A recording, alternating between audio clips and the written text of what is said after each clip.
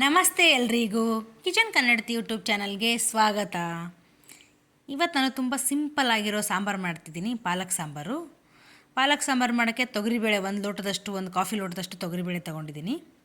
ಅದನ್ನ ಸ್ವಲ್ಪ ಕ್ಲೀನಾಗಿ ತೊಳ್ಕೊಬೇಕು, ಒಂದು 2-3 ಸರಿ. ಯಾವುದೇ ಕಾಳು ಬೇಳೆ ಆಗಲಿ ಸ್ವಲ್ಪ ತೊಳೆದ್ಬಿಟ್ಟು ಮಾಡಿದ್ರೇ ಒಳ್ಳೆಯದು.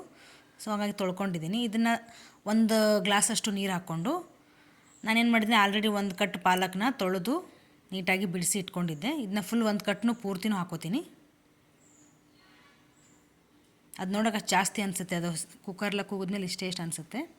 ಹಾಗೆ ಒಂದು 3 ಟೊಮೊಟೊ ಕಟ್ ಮಾಡಿ ಹಾಕೋತಿದ್ದೀನಿ, ಒಂದು ಈರುಳ್ಳಿ, ಹಾಗೆ ಒಂದು ಗಡ್ಡೆ ಬೆಳ್ಳುಳ್ಳಿ ಪೂರ್ತಿ ಬಿಡಿಸಿ ಅದನ್ನು ಹಾಕ್ಕೊತಿದ್ದೀನಿ.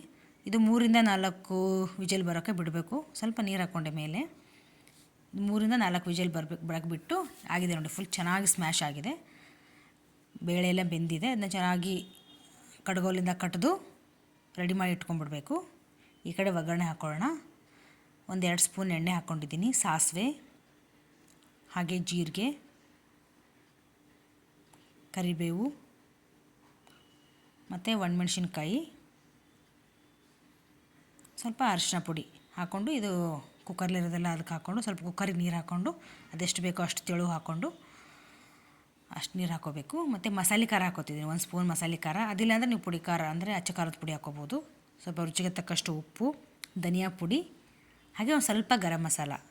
ನೀವು ಬೇಕಾದರೆ ಸಾಂಬಾರು ಪುಡಿ ಕೂಡ ಆ್ಯಡ್ ಮಾಡ್ಕೋಬೋದು. ಒಂದು ಸ್ವಲ್ಪ ಇಂಗು.